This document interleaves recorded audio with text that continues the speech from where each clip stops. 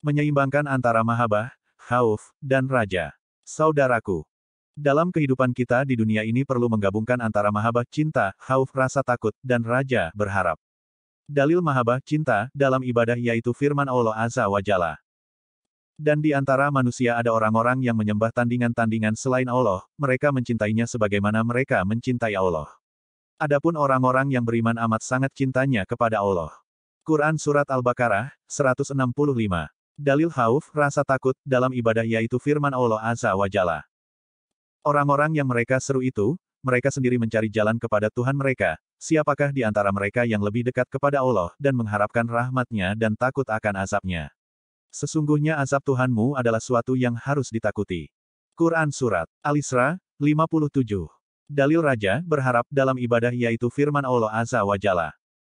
Untuk itu, barang siapa yang mengharap perjumpaan dengan Rabb-Nya, maka hendaklah ia mengerjakan amal soleh dan janganlah mempersekutukan dengan apapun dalam beribadah kepada Rabb-Nya.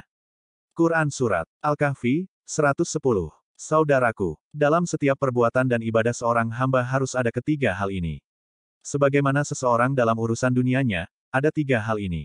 Misalnya seorang calon pemimpin yang mengikuti pemilihan umum, maka ada rasa takut tidak terpilih, berharap terpilih dengan perolehan suara terbaik dan amanah dengan jabatan yang ia terima karena merupakan pilihannya.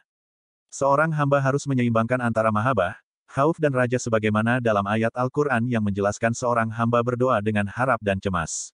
Allah Azza wa Jalla berfirman, sesungguhnya mereka adalah orang-orang yang selalu bersegera dalam mengerjakan perbuatan-perbuatan yang baik dan mereka berdoa kepada kami dengan harap dan cemas.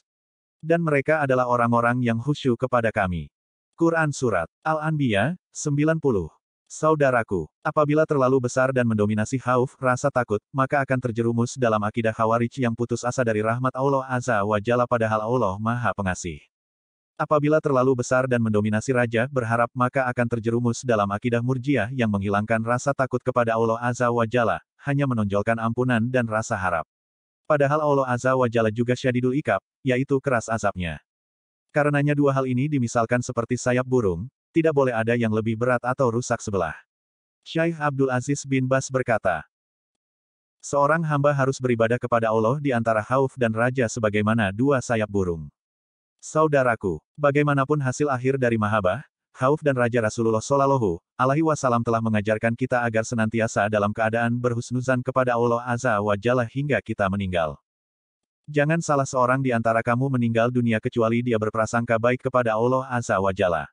Hadis riwayat Muslim, 2877. Semoga Allah Azza wa Jalla mengaruniakan hidayahnya kepada kita, sehingga kita tetap istiqomah senantiasa beribadah kepada Allah Azza wa Jalla dengan menyeimbangkan antara mahabbah, khauf dan raja untuk meraih ridha-Nya. Amin ya Rabb. Wallahu alam bisawab.